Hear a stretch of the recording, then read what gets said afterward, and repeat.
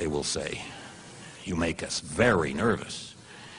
And our response should be good. I think we need to help get Iraq on its feet, help establish a decent government there, and then really work to remove other dictators with weapons of mass destruction and deal with the threat of terrorism around the world. Maybe should consider France and Germany to be strategic enemies.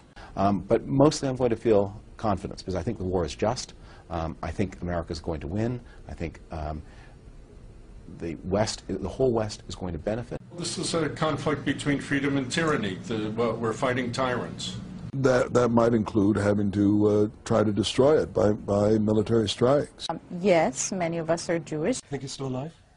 I'm afraid so, but maybe not too much longer. Iraq will be disarmed. The Iraqi regime will be ended. I'm a student of Machiavelli. I wrote a book on Machiavelli. And I know the struggle against evil is going to go on forever. The president and the military and our leadership will need the support of all of us over the next month and years, as well as we continue to make this world a safer and a better and a freer place. Syria, Saudi Arabia, Iran, North Korea, and then there's Libya. It's about freedom and liberty, freedom and democracy. It's not about capitalism. our job is just to think. We are locked in a long-term war with the radicalized branches of Islam. And it was the failure to respond in a timely fashion to a threat that was clearly gathering. We don't want that to happen again. All of us, in fact, are pro-Israel. Fighting against communism when I came to the view that that was the world's chief evil. 9/11 was a huge wake-up call. Doing, an incredibly good deed by pushing this war. Richard doesn't think Americans are vindictive.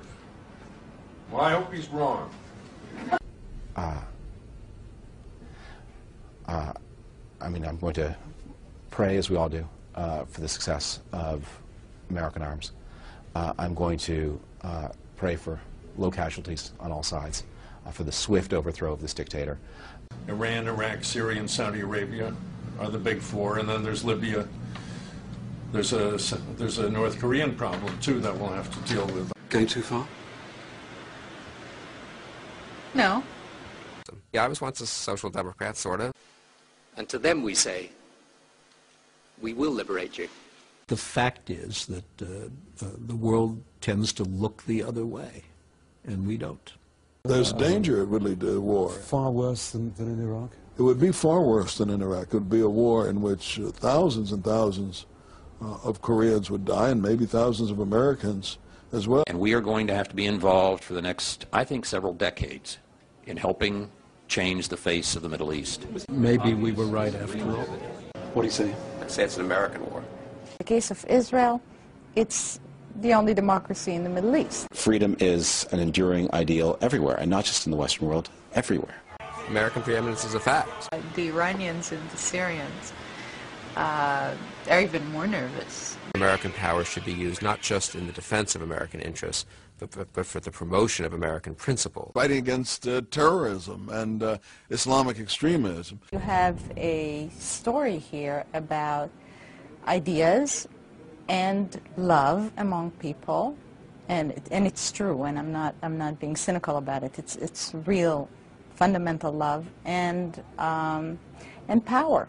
I'm much more interested in liberty and democracy. You're going to have to bring down a series of regimes who are the sponsors of a network of various terrorist organizations. I think what rubs people wrong about us is that we're so out front and audacious about saying things that go against the grain. It's very nice to sit around and say, we're in Europe and we believe in the rule of law and we believe in the United Nations. But Saddam Hussein is there, and he's a dictator, and he has weapons of mass destruction. And are you going to do something about it or not? When we have the ability to stop totalitarian regimes, we should do so. We're very unabashed about using American force. Which is capable, really, of inflicting catastrophic damage, not just to our cities, but to yours. Do you understand why neoconservatives scare the hell out of a lot of people? Not just tyrants in the Middle East, but ordinary people in Britain too. This does scare a lot of people. Right. I understand that. And if the alternative to scaring people, even after we've tried hard to explain what it is we're thinking, If the alternative to that is abandoning our values and abandoning our own defense, then people are just going to have to live with whatever apprehension we generate.